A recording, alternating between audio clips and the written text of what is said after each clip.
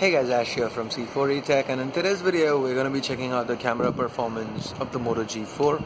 And since most people who are looking at this phone would probably be looking to pick between the G4 and the G4 Plus, I'll also be including a little bit of comparison with the camera on the G4 Plus. So without further ado, let's get started.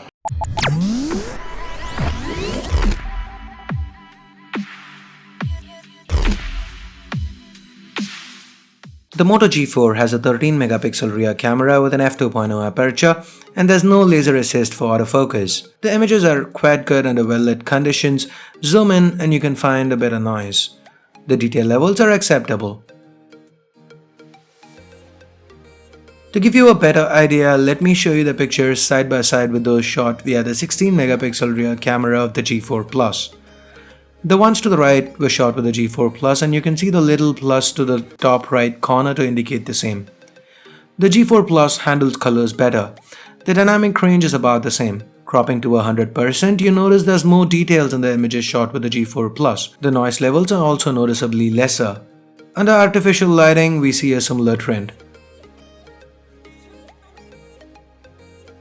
This picture is the best example of what you lose with the G4. The lack of a laser assist for autofocus means the G4 struggles to focus while shooting macro. See how the background's more in focus on the G4 than the G4 Plus here?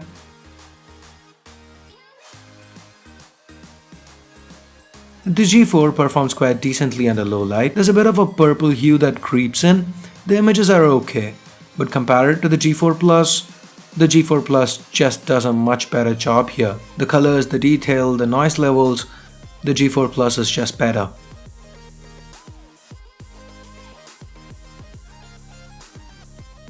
The Moto G4, just like the G4 Plus, can shoot 1080p video at 30 frames per second.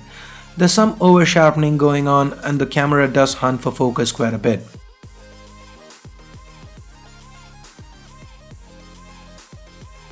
Here's the footage side by side. The footage shot with the G4 Plus feels a little more natural and the focus is spot on. And here are the focus times side by side.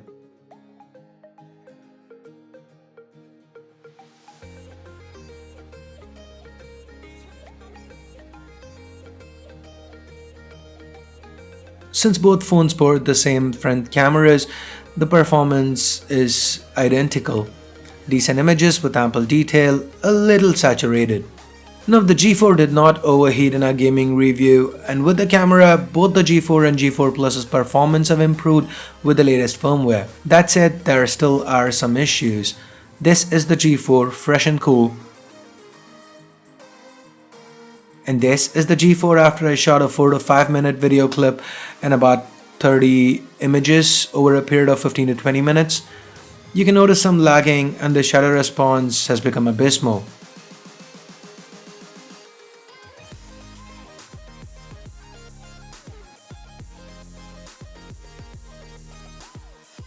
Anyway, the G4 has a decent camera that performs quite well. The camera on the G4 Plus though outperforms it by a lot, enough to definitely justify the 1500 extra rupees. That's not even taking into account the fingerprint scanner it brings with it. Both phones do suffer from similar heating issues, but if you are set on picking either of these devices, do yourself a favor and go with the Moto G4 Plus. So I guess that's it for this video. Give it a thumbs up if you liked it, vote it down if you didn't. And for more videos like this, including the full review of the Moto G4, hit that subscribe button down below if you haven't already. So thanks a lot for watching. Till next time, this is Ash here from C4 Tech, signing off. You guys have a great day. Bye bye now.